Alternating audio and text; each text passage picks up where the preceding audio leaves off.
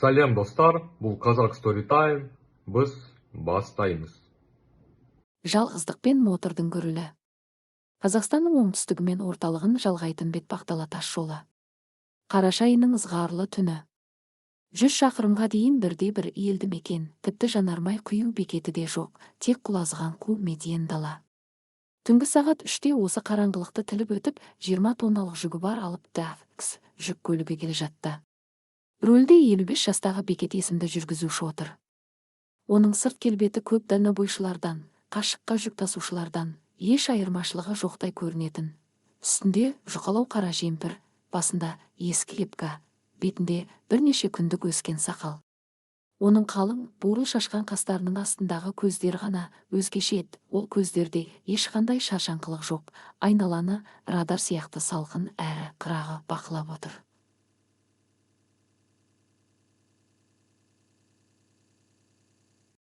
Бекеттің бұл салада жүргеніне 10 жылға жуықтады. Оған осы жалғыздық, қозғалтқыштың бір қалыпты гүрілі мен түнгі жол қатты ұнайтын. Бірақ оның бұл бейбіт өмірінің артында адам сенгісіз қанды тарих жатыр еді. Бекет жай ғана жүргізуші емес. Ол 90-шы және 2000-шы жылдардың басында ГРУ-дың бас барлау басқармасының ең құпия арнайы жасағын басқарған нағыз тірі аңыз болатын.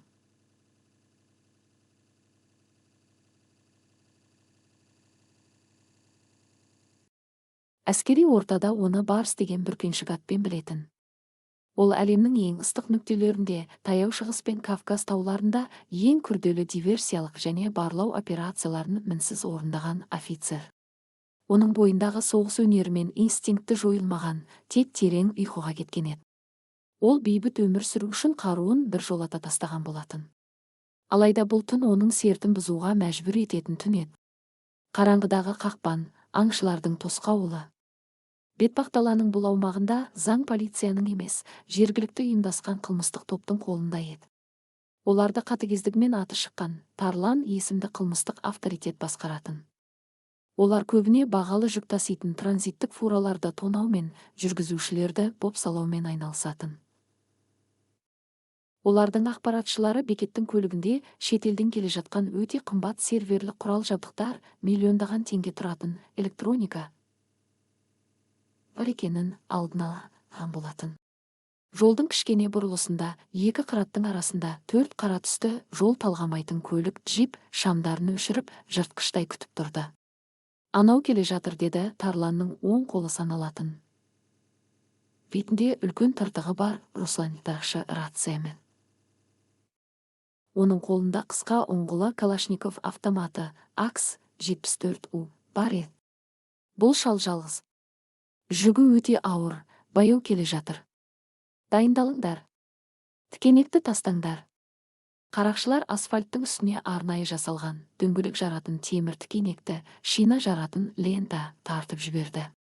Олар бұл жүргізушіні оңай олжа көріп, оны қорқытып, байлап тастап, фураны айдап әкетуді жоспарлаған. Олардың ойынша қарапайым егде жастағы шопыр автоматтарын көргенде ақ шалбарын бұлғап жалынатын еді. Түйсік пен рефлекс, тоқтау. Бекет сағатына көз тастады 03:15. Кенет оның миындағы дабыл қағылды. 8 жылдық қауіпті аймақтардағы тәжірибесі оған жолдың алдындағы қараңғылықта бірдеңе дұрыс еместігін сездірді. Ол фараның жарығынан асфальттағы әлдебір темірдің шағылысын көзі шалып қалды. Жасанды кедергі. Оң жақтағы қыраттың артында жылу ізі, мотордың қызуы білініп тұр. Бұқтырма, засада деп талдады оның миы миллисекундтар ішінде. Егер ол жылдамдықты тежемесе, алдыңғы дөңгелектер жарылып, 20 тонналық жүк көлігі жолдан ұшып, аударылып қалар еді. Бекеттің жүзінде ешқандай үрей байқалмады. Ол жүк көлігінің ауыр пневматикалық тежегішін өте сабырлы, бірақ кәсіби дәлдікпен баса бастады. Ауыр тежегіштің дауысы даланы жаңғыртып, алып-тaf дөңгелектерінен түтін шығарып, темір тікенекке небәрі 2 метр қалғанда кілт тоқтады. Қоршау, қасқырлардың шабуылы. Фура тоқтаған сәтте, қыраттардың артынан 4 джиптің фаралары қатар жарқ етіп, көз қарықтыратын жарықпен жүк көлігін жан-жағынан қоршап алды. Көліктерден қара маска киген, қолдарына бейсбол таяқтарын, арматура және автомат ұстаған 10 шақты қарақшы атып түсті. Түс көліктен. Тез түс, кәрі текем. Деп бақырды Руслан автоматының ұңғысын фураның терезесіне бағыттап. Қарақшылар есікті ұрғылап, дөрекі сөздермен айқайлап, нағыз психологиялық қысым көрсетіп жатты. Олар кабинаның ішінде қорқыныштан бұрышқа тығылған, дірілдеген шалды көреміз деп күтті. Алайда кабинаның ішіндегі көрініс мүлдем басқаша еді. Бекет қозғалтқышты өшірді. Оның демі бір қалыпты. Жүрек соғысы минутына 60 соққыдан асқан жоқ. Ол өзінің жан-жағындағы қауіпті санап үлгерді. Алдында 3 адам. Қарулары шоқпарлар. Оң жақта 2 адам. Қарулары пышақ пен темір таяқ. Сол жақта есік алдында 4 адам. Олардың ішіндегі бастысы Руслан автоматпен тұр. Бұл бір нысана. Бекет ауыр күрсінді. Ол шынымен де бұл адамдардың қанын төккісі келмеген еді. Бірақ оған таңдау қалмады. Арнайы жасақ ережесі бойынша, егер қақтығыстан құтылу мүмкін болмаса, бірінші болып және барынша қатыгездікпен соққы бер. Аңыздың оянуы, жемтіктің қадамы. Бекет 2 қолын баяу көтеріп, жүргізуші есігін ашты. Ол өзін әлсіз, үрейленген қарт ретінде көрсету тактикасын таңдады. Бұл жаудың қырағылығын төмендетуге арналған классикалық әдіс еді. Жігіттер, ашуланбаңыздаршы. Мен жай ғана жүргізушімін. Қарсыласпаймын, не керек болса алыңдар, деді. Бекет басын төмен салып, дауысын сәл дірілдетіп. Ол кабинадан баспалдақпен төмен түсті. Руслан қарқылдап күліп жіберді. Оның эгосы көкке жеткендей болды. Әрине қарсыласпайсың, шал. Өйткені сенің өмірің қазір менің саусағымның ұшында тұр. Ол Бекетке жақындап келіп, автоматының ұңғысын қарттың кеудесіне тіреді. Тізеңді бүк. Жерге жат. Руслан Бекеттің жағасынан шап беріп, өзіне қарай жұлқып тартпақшы болды. Бұл оның өміріндегі ең үлкен, ең соңғы қателігі еді. Қарақшының қолы Бекеттің жағасына тиген миллисекундта үрейленген шалдың бейнесі жоқ болды. Бекеттің төмен қарап тұрған көздері кенеттен Русланның жанарына қадалды. Ол көздерде ешқандай қорқыныш жоқ, тек ажалдың суық демі бар еді. Русланның миы бұл өзгерісті түсініп үлгергенше, Грудың тірі аңызы іске кірісті. Түнгі даладағы нағыз тозақ енді басталды. Бірінші нысана — қаруды залалсыздандыру. Русланның қолы Бекеттің жағасын мықтап ұстап тұрғанда, оның саусағы AKS-74U автоматының шүртпесінде ойнап тұрды. Ол өзін жағдайдың толық қожасы сезінді. Бірақ арнайы жасақта спецназ, өлім қашықтығы деген алтын ереже бар. Қару ұстаған адам қарсыласына қол созым жерден жақын келсе, қару оның артықшылығы емес, ең үлкен осал тұсына айналады. Бекеттің көзіндегі момындық пердесі сыпырылып түскен миллисекундта оның бұлшық еттері серіппедей атылды. Ол жағасын ұстап тұрған қолға мән берместен, бар назарын кеудесіне тірелген автоматқа аударды. Оның сол қолы төменнен жоғары қарай найзағайдай серпіліп, автоматтың ұңғысынан шап берді де, оны өзінен сыртқа қарай күрт бұрап жіберді. Осы сәтте Руслан инстинкті түрде шүртпені басып қалды. Тарс. Шоқ қараңғы аспанға қарай атылып, түн ішіндегі құлақ тұндырар жаңғырық тудырды.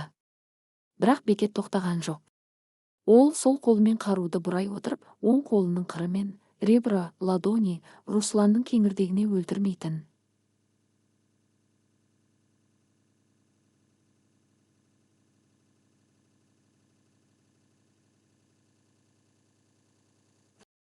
Соққының ауырлығынан Русланның демі ішіне түсіп кетті, көздері аларып, қаруын тастай салып, тамағын ұстаған күйі асфальтқа етпетінен құлады. Ол енді бұл шайқаста жоқ еді. Бұл көрініске небәрі 1,5 секунд уақыт кетті. Шоктың орнауы үшеуге қарсы бір қадам. Автоматтың атылған даусымен бастықтарының 1 секунд ішінде жер жастануы фураның қасында тұрған қалған 3 қарақшының миын уақытша сөндіріп тастады. Олар не болғанын түсініп үлгермей қалды. Жаңа ғана дірілдеп тұрған шал қазір олардың қаруын тартып алып, жыртқыштай төніп тұр еді. Бекет тартып алған AKS-74U автоматын қолына алды, бірақ ол оқ атқан жоқ. ГРУ офицер үшін шу дұшпанның одақтасы. Ол автоматты ауыр темір шоқпар ретінде ұстап, өзіне жақын тұрған, қолында темір таяғы бар екінші қарақшыға қарай ұмтылды. Қарақшы таяғын сермеп үлгергенше бекет жарты қадам алға жылжып, автоматтың дүмбісімен приклад оның күн өтіне солнечное сплетение жойқын соққы жасады. Жігіт өкіріп жіберіп, екі бүктетіліп құлады. Бекет оның құлап бара жатқан денесін пайдаланып, оның үстінен қарғып өтіп, пышақ ұстаған үшінші қарақшыға жетті. Үшінші қарақшы пышағын алға созып, өлтірем, кәрі төбет, деп айқайлады. Бекет оның пышақ ұстаған қолын ішінен қағып жіберіп, екінші қолымен жігіттің маңдайынан ұстап, басын жүк көлігінің темір есігіне қатты соқты. Гүрс! Жігіт екінші рет дыбыс шығармастан сылқ түсті.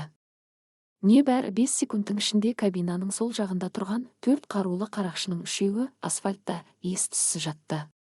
Төртіншісі қорқыныштан қалтырап кейін қарай шегініп, өз көліктеріне қарай қаша жөнелді. Ол шал емес. Ол жынды. Оны атыңдар, деп бақырды қашқан қарақшы түн ішінде. Тактикалық шегініс, көлеңкеге айналу. Бекет фураның алдында және оң жағында қалған 6 қарақшының естерін жиып, қаруларын кезеп жатқанын сезді. Ашық жерде фаралардың жарығында тұру тірі нысанаға айналу деген сөз. Ол өзінің жүк көлігінің алдында тұрған джиптерден атылған алғашқы оқтардың тақ-тақ-тақ еткен дауысын естіді. Оқтар фураның темір кабинасына тиіп, ұшқын шашып жатты. Бекет мысықтай ептілікпен жерге жата қалып, 20 тонналық тіркекенің прицептің астына сырғып кіріп кетті. Бетпақдаланың түнгі қараңғылығы оның байырғы досы еді. Ол алып дөңгелектердің артына жасырынып демін ішіне тартты. Енді ол нысана емес, ол көрінбейтін аңшы. Қасқырлардың үрейі, көрінбейтін ажал. Қарақшылар джиптерінің артына тығылып, фураға қарай оқ жаудыруды тоқтатты. Олардың қолдары дірілдеп, көздері қараңғылықты тінтіп жатты. Ол қайда кетті? Ол өлді ме? Деп айқайлады топтың ішіндегі ең үлкені Мақсат есімді бұзақы. Оның қолында аңшы мылтығы сайга бар еді. Ол фураның астына кіріп кетті. Қоршаңдар. Екі жақтан барыңдар, деп бұйырды тағы біреуі. Екі қарақшы тапаншаларын алға кезеп, фураның оң жақ дөңгелектеріне қарай абайлап жақындай бастады. Олар телефондарының фонариктерін қосып, тіркекенің астына жарық түсірді. Ол жерде ешкім жоқ сияқты көрінді. Қалың дөңгелектер мен темір осьтер, ос ғана. Бұл жерде ешкім жоқ, деді біреуі еңкейіп қарап. Ол сөзін аяқтап үлгермеді. Қараңғылықтың ішінен, екінші остың үстінен, көліктің рамасына асылып тұрған жерінен, екі мықты қол төмен қарай атылып шықты. Бекет қарақшының жағасынан және белдігінен шап беріп, оны орасан зор күшпен фураның астына, қараңғылыққа қарай жұлқып тартып әкетті. Көмек! Қарақшының дауысы тіркекенің астында күрт үзіліп қалды. Тек сүйектің сырт етіп сынған әлсіз дыбысымен дененің құмға сылқ етіп құлағаны ғана естілді.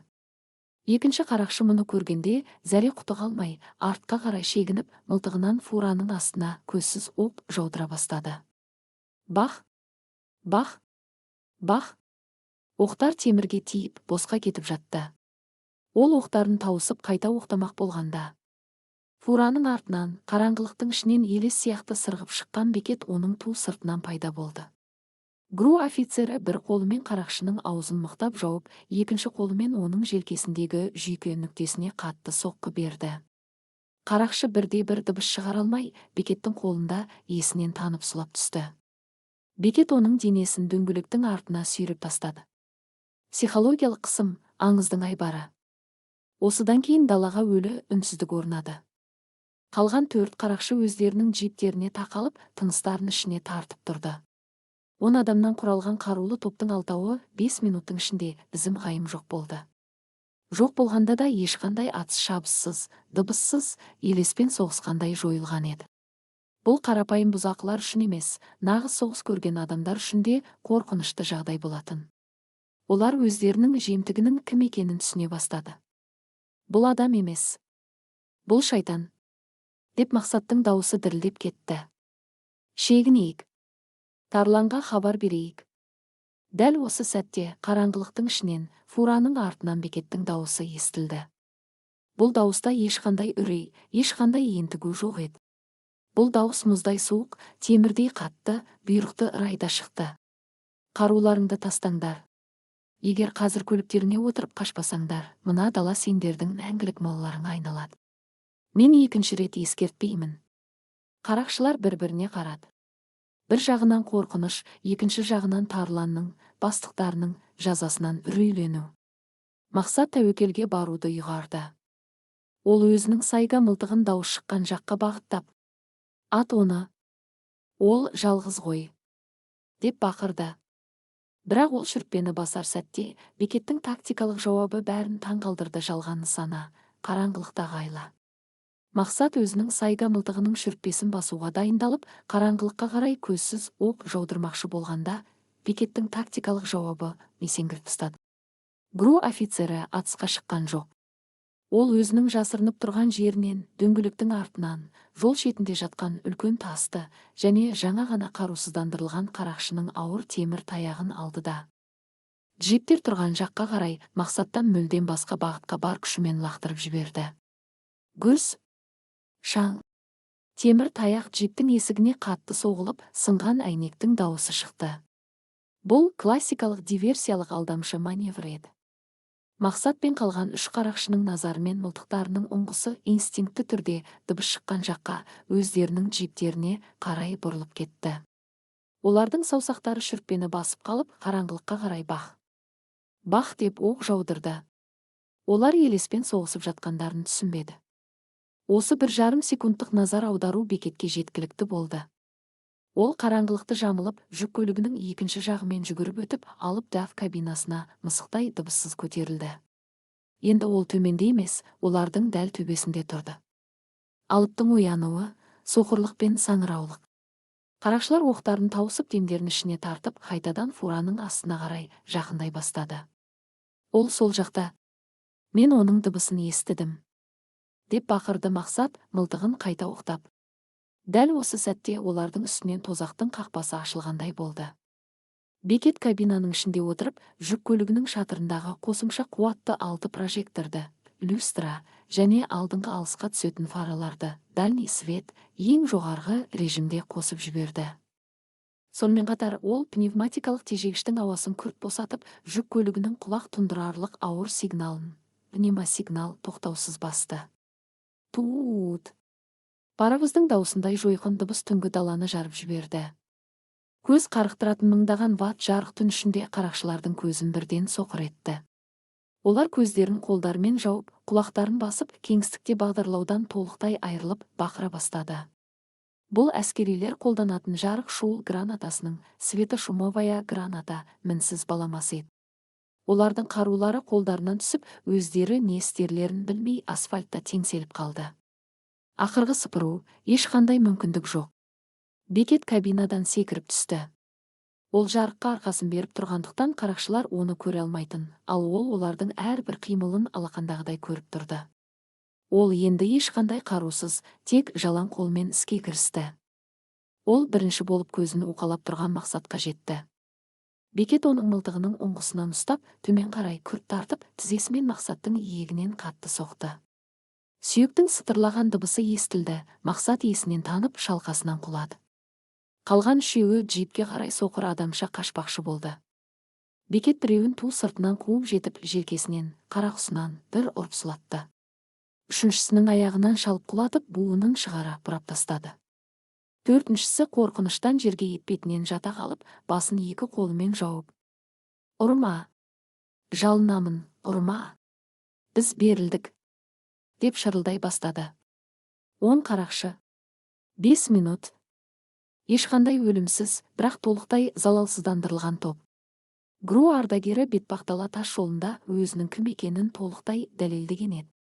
Бекет жүк көлігінің жарығы мен сигналын сөндірді. Далаға қайтадан ауыр тыныштық орнады. Рациядағы үрей, аңыз бен аждаханың тілдесуі. Бекет жейдесінің шаңын қағып, жерде сұлап жатқан Русланның, топ бастығының жанына келді. Русланның кеудесіндегі қалтасында рация үздіксіз шырылдап, қызыл шамы жыпылықтап жатыр еді. Бекет рацияны алды. Арғы жақтан қатыгездікке толы, қарлыққан дауыс естілді. «Руслан! Руслан, жауап бер! Не болды ол жақта?» Атыс дауысы естілді ғой. «Шалды байладыңдар ма?» Жүктің жағдайы қалай? Бұл банданың басшысы қылмыстық авторитет Тарлан еді. Бекет рацияның батырмасын басып, терең әрі тып-тыныш дауыспен жауап қатты. Руслан қазір демалып жатыр. Оның жігіттері де. Рацияның арғы жағында бірнеше секундтық өлі үнсіздік орнады. Содан кейін Тарланның сасқалақтаған, бірақ ашулы дауысы шықты. Сен кімсің? Руслан қайда? Ей, шал, егер сен менің жігіттеріме бірдеңе істеген болсаң, мен сенің теріңді тірідей сыпырамын. Сен кімнің жүгін тоқтатқаныңды, кіммен ойнап жатқаныңды білмейсің. Мен сендердің кім екендеріңді өте жақсы білемін, деді Бекет болаттай суық дауыспен. Сендер өз елінің жолын торып, қарапайым халықты қан қақсатып жүрген қансорғышсыңдар. Мен саған соңғы рет ескертемін, менің жолымнан аулақ бол. Егер менің соңымнан адам жіберсең, мен олардың бәрін жоямын. Содан кейін сенің өзіңе келемін. Тарлан рациядан жындана бақырды. Сен өліп қалдың. Шал, менің негізгі тобым сенен 20 шақырым ғана жерде. 20 қарулы адам. Сенің фураң 20 тоннамен менен қашып құтыла алмайды. Біз келе жатырмыз. Байланыс үзілді. Тактикалық шешім, соғыс алаңын дайындау. Бекет рацияны жерге тастап ауыр күрсінді. Тарлан дұрыс айтады. 20 тонналық дәф жүк көлігімен тас жолда жылдам жүретін джиптерден қашып құтылу мүмкін емес еді. Оның үстіне жол түп-түзу, тығылатын орман да, тау да жоқ. Олар оны қуып жетіп, көліктің дөңгелектерін атып, жолдан шығарып жіберері анық. Қашу десанттың тактикасы емес. Егер жау көп болса, оларды өз шарттарымен соғысуға мәжбүрлеу керек. Бекет осы жерде, осы тар бұрылыста қорғаныс шебін құруды ұйғарды. Ол жүк көлігінің кабинасына кіріп, жүргізуші орындығының астындағы құпия темір жәшікті ашты. Оның ішінде көптен бері шаң басып жатқан, бірақ үнемі майланып дайын тұрған қаруы бар еді. Бұл ескі әрі сенімді Скс Симоновтың өзі оқталатын карабині. Мая. Сонымен қатар, онда әскери фонар мен тактикалық пышақ жатыр еді. Бекет мылтықты оқтап тексеріп алды. Содан соң ол тез арада жол бойына тұзақ құруға кірісті. Ол қарақшылардың өздері әкелген темір тікенектерді, лентаны алып, жолдың көрінбейтін, көлеңкелі тұсына қайта тартып қойды. Ол қарақшылардың джиптерінен бензин мен май сорып алып, асфальтқа үлкен шеңбер жасап төгіп шықты. Бұл оның отты тосқауылы огненный рубеж болатын. Ол алып фураны көлденеңнен қойып, жолды толықтай жауып тастады. Енді Тарланның бандасы бұл жерден өте алмайды, олар тоқтап ашық шайқасқа шығуға мәжбүр болады. Бекет жүк көлігінің тіркекесінің, прицептің үстіне көтеріліп, қолайлы мергендік позициясын алды. Түнгі суық жел оның бетінен үрлеп тұрды.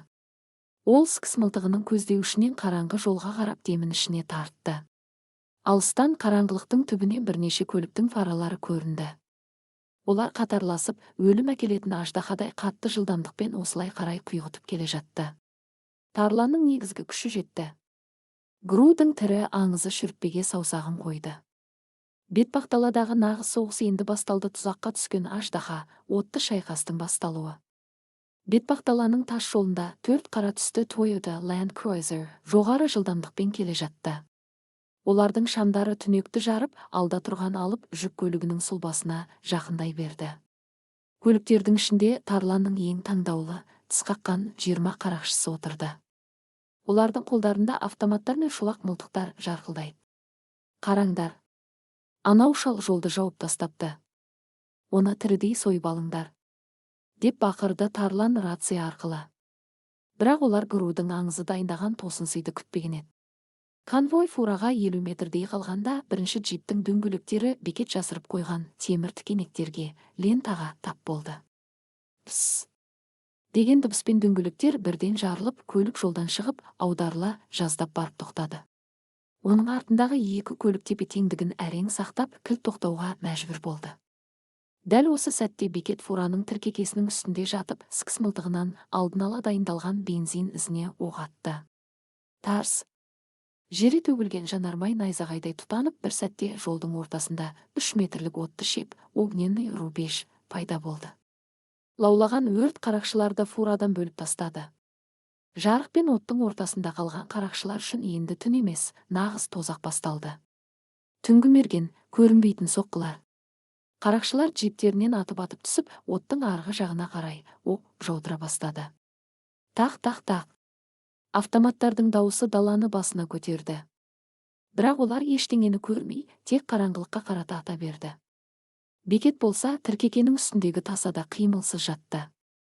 Оның демі бір қалыпты, саусағы шүртпеді. Ол үшін бұл соғыс емес, бұл зиянкестерді тазалау операциясы еді. Ол ашық жерде, оттың жарығында тұрған қарақшыларды нысанаға алды. Тарс. Бірінші оқ Тарланның оққағарының иығына тиді. Ол бақырып жіберіп жерге құлады. Бекет өлтіруге емес, қару ұстай алмайтындай етіп залалсыздандыруға тырысты. Тарс. Тағы екі қарақшы аяқтарынан жараланып, джиптердің артына қарай еңбектеп қашты. Ол қайда? Ол мерген. Ол фураның үстінде, деп айқайлады біреуі. Қарақшылар фураның шатырына қарай автоматтан оқ жаудырды. Оқтар темірді тесіп, Бекеттің құлағының түбінен ызыңдап өтіп жатты. Офицер мысықтай ептілікпен тіркекенің екінші жағына сырғып түсіп жерге қонды. Ол енді төменнен шабуылдауға көшті.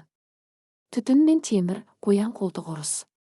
Бекет белдігіндегі түтін шашатын екі құтыны, дымабая шашка, джиптердің ортасына лақтырып жіберді. Бірнеше секундтың ішінде от пен түтін араласып, қарақшылар ештеңе көрмейтін халге жетті. Олардың арасында үрей ұлғая берді. Бекет түтіннің ішіне елес сияқты кіріп кетті. Оның қолында қару емес, Грудың арнайы пышағы мен темірдей қатты жұдырығы бар еді. Түтін ішінде тұрған екі қарақшы кенеттен өздерінің қаруларының тартып алынғанын сезді. Бекет біріншісін шынтақпен ұрып сұлатты, екіншісінің басын джиптің капотына соқты. Гру ардагер үшін бұл адамдардың саны емес, олардың кәсіби дайындығының жоқтығы басты артықшылық еді. Ол қараңғыда дыбыс шығарған жанның бәрін бірінен соң бірін залалсыздандырып жүрді. Бетпе-бет, аңыз бен аждаханың кездесуі. Түтін сейіле бастағанда, жолдың ортасында тек Тарлан мен оның ең жақын екі оққағары ғана қалды. Қалған 17 адамның кейбірі жараланған, кейбірі ес-түссіз жатыр, ал кейбірі қорқыныштан далаға қарай қашып кеткен. Тарланның көздерінен ашу мен үрей қатар көрінді. Ол өмірінде мұндайды көрмеген. Оның 20 қарулы жендетін бір ғана шал тас-талқан етті. «Шық бері, мал!» деп бақырды Тарлан, қолындағы тапаншасын жан-жағына кезеніп. «Сен кімсің өзі? Сені кім жіберді?» Бекет оттың жалынның артынан баяу шықты. Оның камуфляж футболкасы термен күйеге малынған, бірақ жүзінде тастай суық сабырлық бар. Ол қолындағы скс мылтығын жерге тастады. «Мені ешкім жіберген жоқ, Тарлан, сен менің тыныштығымды бұздың», деді Бекет. Оның дауысы желдің өлінен де сескендірерлік еді. Тарланның екі оққағары Асланға қарай оқ атпақшы болды, бірақ Бекет олардан жылдам еді. Ол жерден екі кішкене металл кесегін, болт алып, олардың қолдарына дәл лақтырып жіберді. Қарақшылар ауырсынудан қаруларын түсіріп алды. Бекет бірнеше секіріспен олардың қасына жетіп, екі оққағарды бір-ақ секундта жерге алып ұрды. Енді Тарланмен бетпе-бет тұрды. Сен Грудың аңызсың ба? Барс па? Деп сыбырлады Тарлан. Ол ескі қылмыстық әңгімелерден мұндай адамның бар екенін естіген болатын. Енді бұл маңызды емес, деді Бекет. Тарлан тапаншасын Бекеттің кеудесіне бағыттады, бірақ Гру офицері оның білегіне шап беріп ұстап, қаруды жоғары қарай бұрап жіберді. «Қаш!» Сүйектің сынған дауысы шықты. Тарлан тізе бүгіп құлады. Соңғы соққы және күтпеген бұрылыс. Бекет Тарланды жағасынан көтеріп алып, оның көзіне тіке қарады. «Сендер халықты тонап, жол бойында қан кешіп үйреніпсіңдер. Енді бұл тоқтайды». Осы сәтте алыстан тағы бір мотордың гүрілі естілді. Бірақ бұл қарақшылардың көлігі емес еді. Бұл полицияның сиренасымен көк қызыл жарқылы болатын. Бекет бұл жолы өзінің ескі досына, облыстық полиция бастығына хабар беріп үлгерген еді. Бірақ Тарланның жүзінде кенеттен зұлым күлкі пайда болды. «Сен жеңдім деп ойлайсың ба, Барс? Сенің фураңдағы жүктің не екенін білесің бе?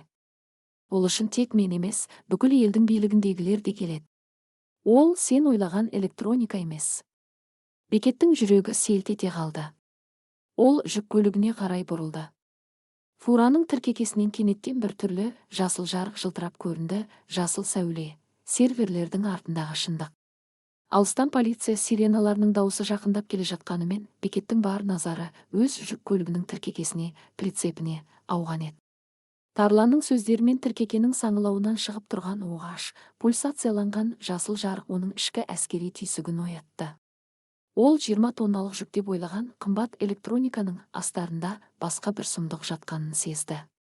Бекет жерде қансырап жатқан тарланды тастай салып тіркекенің артқы есігіне жақындады. Ол үлкен темір құлыпты мылтықтың дүмбісімен бір ұрып сындырды да ауыр есікті айқара ашты.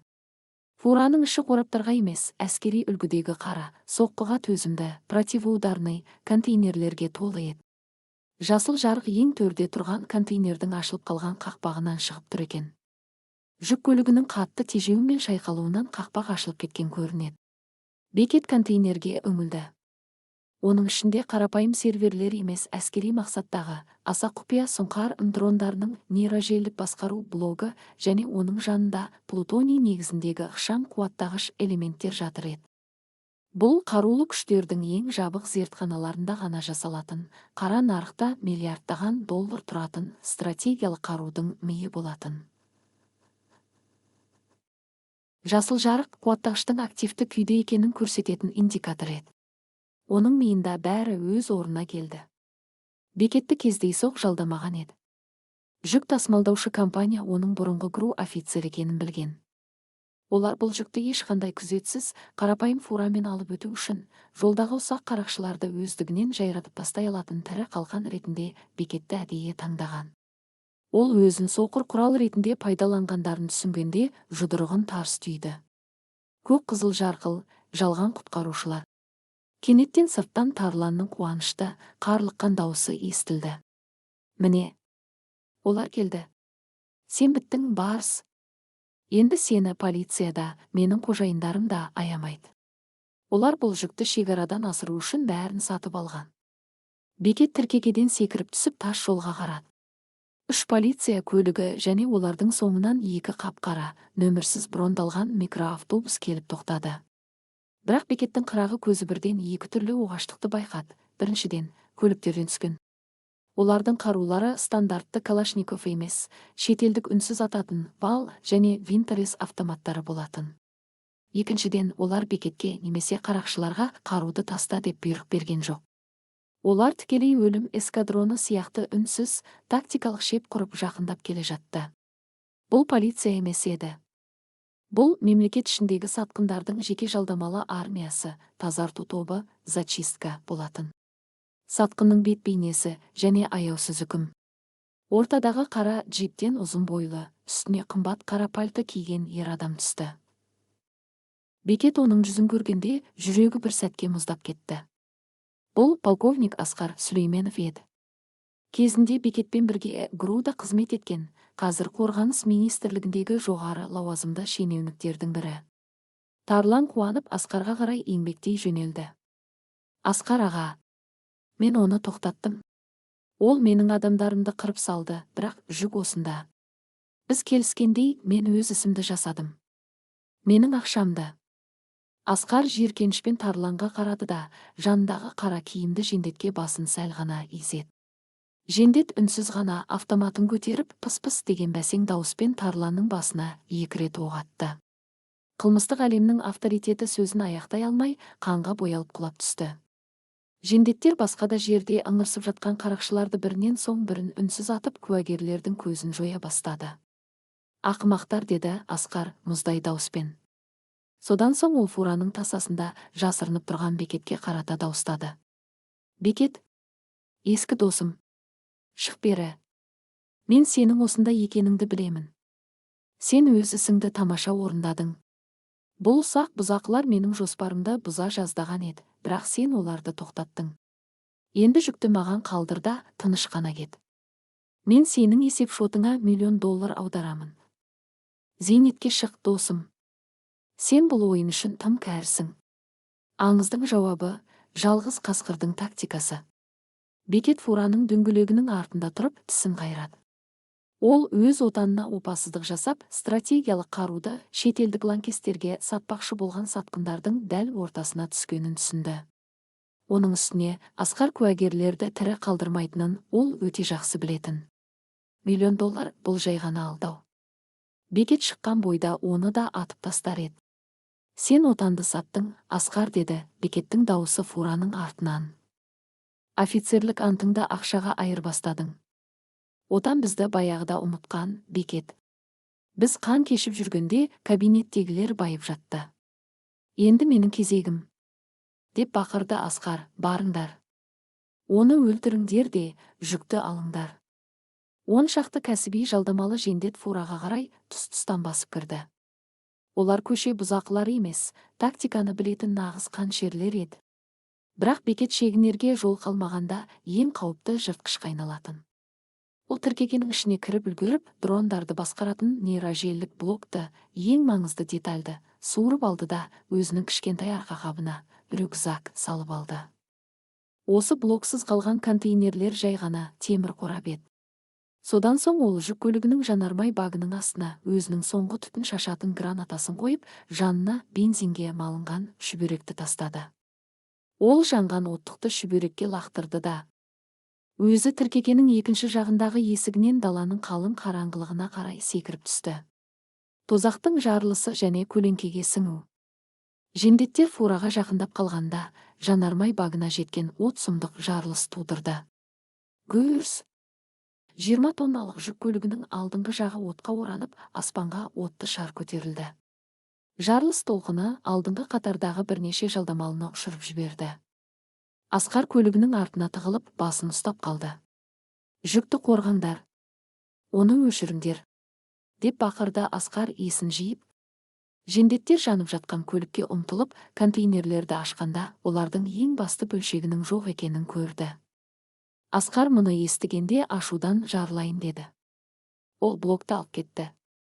Егер біз оны тапсырыс берушілерге жеткізбесек, олар бәріміздің көзімізді құртады. Табыңдар оны. Ол жаяу алысқа ұзай алмайды. Бетпақдаланы тінтіп шығыңдар. Бұл кезде Бекет жанып жатқан фурадан 50 метрдей ұзап, қалың қараған бұталарының арасында елес сияқты жорғалап бара жатқан еді. Оның арқасында мемлекеттің ең маңызды құпиясы, ал соңында оны өлтіруге құмар қаншерлер тобы. Ол жай ғана қашып бара жатқан жоқ, ол бұл соғысты жаудың өз территориясына, қалаға дейін апаруға дайындалып жатты. Гру аңызы аңнан нағыз аңшыға айналған еді. Түнгі елес, аңшы мен жемтіктің орнын ауыстыруы. Жанып жатқан фураның жарығынан 50 метр ұзаған соң, бетпақдаланың қою қараңғылығы Бекетті толықтай өз құшағына алды. Асқардың бұйрығымен 12 кәсіби жалдамалы жендет түнгі көру аспаптарын тонып киіп даланы тінтіп келе жатты. Олардың қолдарындағы дыбыссыз ататын вал автоматтары өлім шашуға дайын еді. Олар шал жаяу қашып құтыла алмайды, тез тауып аламыз деп ойлады. Бірақ олар кімнің ізіне түскендерін әлі де толық түсінбеген еді. Бекет қашқан жоқ. Ол жусанмен құрғақ топырақты араластырып, бетіне және ашық қалған қолдарына жағып алды. Бұл оның жылу ізін, тепловой след, жасырып тепловизорларға көрінбеудің ең қарапайым әрі тиімді әскери тәсілі болатын.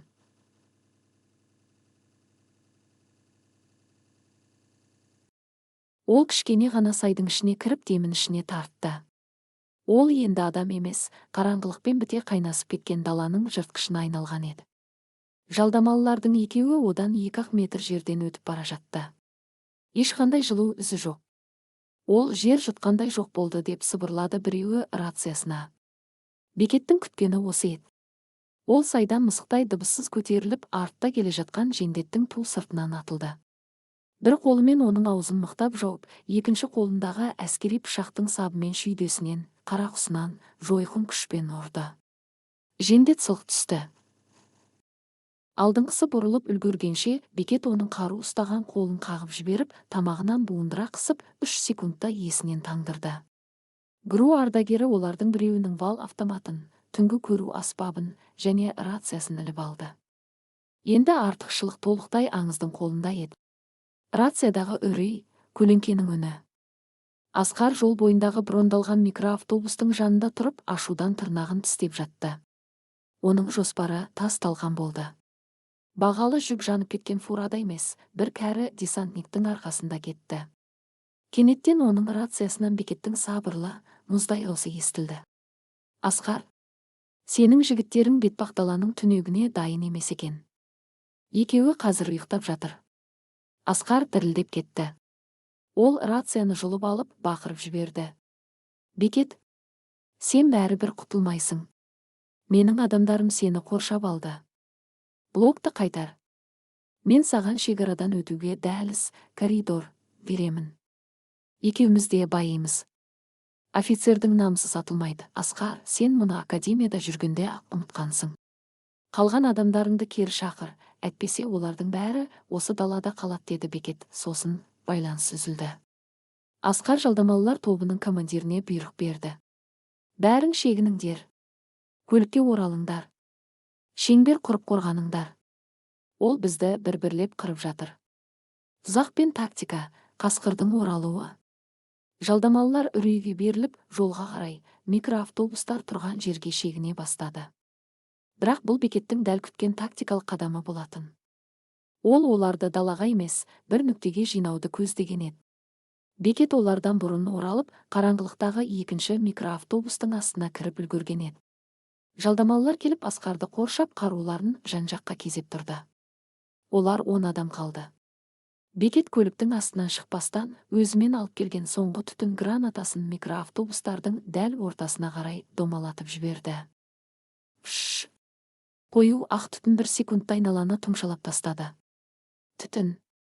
Ол осында. Атыңдар. Деп бақырды Асқар көліктің ішіне тығылып жатып. Жалдамалылар түтіннің ішінде ештеңе көрмей, дүрбелеңге түсіп жан-жаққа оқ жаудыра бастады. Олар бір-біріне оқ атып жатқандарын да байқамады. Бекет болса көліктің астынан сырғып шығып, вал автоматымен түтін ішінде көрінген аяқтарды дәлдеп, жалдамалыларды қатар-қатармен тізе бүктірді. Үнсіз ататын қарудың арқасында ешкім оқтың қайдан келіп жатқанын түсіне алмады. 1 минуттың ішінде эскадронның жартысынан көбі жараланып, жерде ыңырсып жатты. Қалғандары қаруларын тастап далаға қарай тұра қашты. Олар үшін бұл шал адам емес, кәдімгі жазалаушы елес еді. Сатқынмен бетпе-бет, ақырғы үкім. Түтін сейіле бастағанда микроавтобустың жанында тек Асқар ғана қалды. Оның адамдары тасталған болған. Ол қолындағы тапаншасын дірілдей ұстап айналасына қорқа қарады. Кенеттен оның ту сыртынан суық металдың ұңғысы желкесіне тақалды. Қаруды таста, Асқар, деді Бекеттің үні. Асқар тапаншасын жерге түсіріп, екі қолын көтеріп, баяу бұрылды. Оның алдында үсті басы шаң мен балшыққа малынған, бірақ көзінде от ойнаған ГРУ-дың бұрынғы майоры тұрды. Бекеттің арқасындағы рюкзакта мемлекеттің ең маңызды құпиясы аман есен жатыр еді. Сен жеңдің, Бекет, деді Асқар жұтынып. Бірақ бұл саған не береді? Мені полицияға тапсырасың ба? Менің жоғарыдағы адамдарым бұл істі бәрібір жауып тастайды. Мені ертең ақ босатып алады. Сен мені өлтіре алмайсың, өйткені сен заңның адамсың. Бекет мысқылдап күлді. Ол мылтығын түсіріп, Асқардың көзіне тіке қарады. Мен заңның адамы емеспін, Асқар, мен отанның жауынгерімін. Ал жауынгердің өз соты бар. Сені полицияға тапсырмаймын. Бекет өзінің рациясын алып, арнайы жиілікке қосылды. Бұл полицияның емес, тікелей ұлттық қауіпсіздік комитетінің, ОК, әскери қарсы барлау басқармасының құпия жиілігі болатын. Ол мұнда келмес бұрын, өзінің бұрынғы командиріне, қазіргі ОК генералына хабар беріп қойған еді. Барс байланыста. Координаттарды жібердім. Нысана қолда. Жүк қауіпсіз жерде. Сатқын ұсталды, деді Бекет рацияға. Қабылдадым, Барс. Тікұшақтар 10 минутта жетеді. Жарайсың, офицер, деген генералдың дауысы естілді. Асқардың беті қуарып кетті. Ол ОК-ның әскери қарсы барлауының қолына түссе, оны ешқандай жоғарыдағы көкелері құтқара алмайтынын, оның өмірінің соңына дейін жабық түрмеде шірейтінін түсінді. Ол құты қашып тізесіне тұра қалып, Бекетке жалына бастады. Жоқ, Бекет, бауырым. Мені оларға берме. Мені өлтіре салшы одан да. Өтінемін. Сенің өмірің маған керек емес. Сен отан алдында жауап бересің, деді Бекет суық дауыспен. Ол Асқардың қолдарын пластик хомутпен арқасына қайырып байлап тастады. Ақтаңның атуы және мәңгілік сапар. 10 минуттан соң түнгі аспанды тікұшақтардың гүрілі жарып өтті. Жолдың үстіне 2 Ми-8 тікұшағы қонып, одан толықтай қаруланған арыстан арнайы жасаға атып түсті. Олар жараланған жалдамалыларды және Асқарды ұстап тікұшаққа тиеді. Генерал тікұшақтан түсіп Бекетке қарай жүрді. Ол Бекеттің қолын қысып алып әскери сәлем берді. Сен тағы да мемлекетті үлкен қауіптен сақтап қалдың, Бекет. Бұл дрон технологиясы лаңкестердің қолына түссе, мыңдаған адамның қаны төгілер еді. Қызметке қайта оралғың келмей ме? Бізге сендей адамдар керек. Бекет арқасындағы рюкзакты, нейрожелдік блокты генералдың қолына табыстады. Содан соң бетпақдаланың шексіздігіне көз тастап жымиды. Менің соғысым әлдеқашан біткен, жолдас генерал.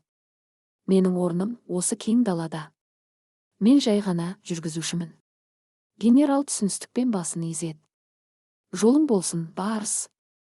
Егер бірдеңе керек болса, қайда хабарласуды білесің. Тікұшақтар аспанға көтеріліп көкжиекке сіңіп кетті. Күн ұясынан көтеріліп бетпақдаланың құлазыған даласын нұрға бөледі. Тасжолдың бойында тек жанып біткен фураның қалдығы ғана қалды. Бекет жолдың шетінде тұрған қарақшылардың бүтін қалған бір джипіне отырды. Ол қозғалтқышты оталдырып, тас жолмен алға қарай жүйіткіп бара жатты.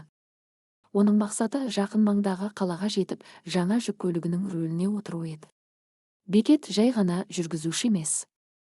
Ол осы ұлы даланың үнсіз қорғаушысы, қатыгездік пен заңсыздыққа қарсы тұратын мәңгілік жауынгер болып қала берді. Ол қайда барса да әділеттілік оның соңынан қалмайтын еді.